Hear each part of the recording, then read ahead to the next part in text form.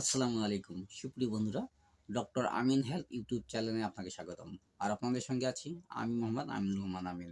সুপ্রিয় বন্ধু, আজকের আমাদের আলোচনার বিষয় হচ্ছে যদি ঠোঁটে, মুখে, জিভেতে, গালসিতে, দাঁতের মাড়িতে যদি ঘা হয়, অর্থাৎ মুখে যদি ঘা হয় একজন পেশেন্টের, তো তার কোন কোন লক্ষণের ভিত্তিতে আমরা homeopathic medicine muriatic acid muriatic acid এই মেডিসিনটির দ্বারা আমরা সেই রোগীর চিকিৎসা করিয়ে থাকব। তো চলুন এই মিউরিয়াটিক অ্যাসিডের সঙ্গে রোগীর চারিত্রিক এবং রোগ লক্ষণগুলো নিয়ে আমরা একটু আলোচনা করি।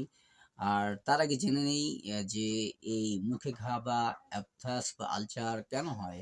তো সুপ্রিয় বন্ধুরা, সাধারণত ব্যাকটেরিয়া জনিত কারণে এবং ভাইরাসের আক্রমণের কারণে কিন্তু মুখের মধ্যে ঘা হতে পারে বা অ্যাপথাস হতে পারে।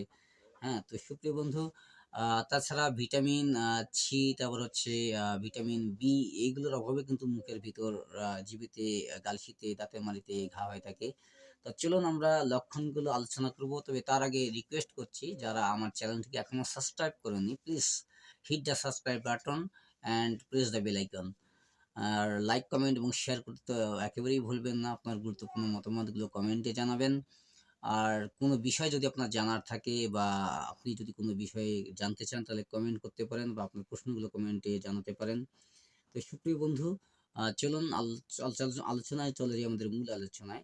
তো যে মিউরিয়াটিক অ্যাসিড এর ক্ষেত্রে আমরা যে লক্ষণগুলো বের করবো সেটা হচ্ছে মুখে এবং জিভেতে বেশ অর্থযুক্ত গর্ত মানে মুখের ঘাইতে গর্ত হয়ে গেছে তার, এরকম মুখে বা জিভেতে বেশ গর্তযুক্ত বা ফুটনের মতো ঘা দেখা যায়, যে এটা যেন ফুটে গেছে বা গর্ত হয়ে গেছে, এমন ঘা হয়। ঘা কালচে নীল রঙের হয়ে থাকে, কালচে এবং নীল রঙের ঘায়ের রংটা হবে কালচে এবং নীল রঙের। তো অনেক ঘায়ের রং কিন্তু দেখা যায় যে লাল রঙের হয়, লাল হয়ে যায় ফুলে, সাদা হয়ে যায়। কিন্তু এই যে মিউরিয়াটিক অ্যাসিড এর ক্ষেত্রে কিন্তু ঘায়ের রংটা হবে কালচে নীল রঙের। আর মুখে যেন যেন ওই ঘায়ের মধ্যে গর্ত হয়েছে বা ফুটো হয়ে গেছে এরকম মনে হবে। তার মুখে প্রচুর দুর্গন্ধ হবে। আর শরীরে তার শারীরিক দুর্বলতা দেখা দেবে। মুখে খুব ব্যথা হবে এবং যন্ত্রণা হবে।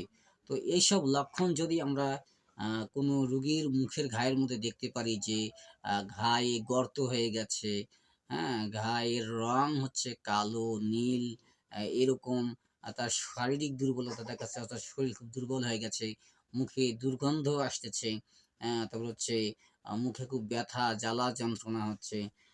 এসব লক্ষণের ক্ষেত্রে কিন্তু আমরা মিউরিয়াটিক অ্যাসিড এই মেডিসিনটির মাধ্যমে কিন্তু আমরা সেই রোগের চিকিৎসা করাতে পারি। তো সুপ্রিয় বন্ধুরা, আজকের ভিডিওটি এই পর্যন্তই ছিল। তো আপনাদের জন্য একটি গুড নিউজ আছে যে এই এই প্লে লিস্টে আমার অনেকগুলো ইনফরমেশন আছে যে আপনাদের মুখের ঘায়ের, জিভেতে কোন রোগের লক্ষণ ভিত্তিক আপনি কোন মেডিসিন দিয়ে চিকিৎসা করাবেন, কোন রোগের লক্ষণে কোন মেডিসিন দেবেন।